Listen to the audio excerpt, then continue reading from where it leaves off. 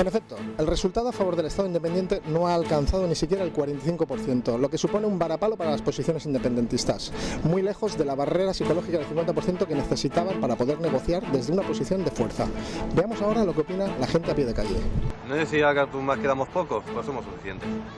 Això no s'ho creu ningú. Això ho han manipulat. Visca Catalunya lliure. Doncs mira, saps què? Que jo me n'alegro molt que m'hagi sortit perquè jo soc catalana com la que més. Així que no fa falta deixar de ser espanyola, ¿no? Jo m'alegro com la que més. El no a la independencia ha superado al sí por más de un 6%. Podríamos aventurar que ha sucedido algo similar al caso de Escocia. En los últimos días de campaña, la incertidumbre económica y la presión de los mercados han ido cobrando peso en la decisión. Lo que está claro es que el margen de diferencia no es demasiado amplio.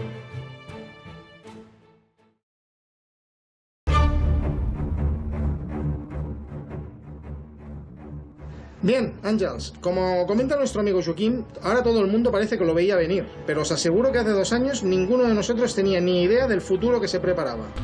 Nada mejor que dar un repaso a las portadas de diarios y revistas de estos 2 últimos años.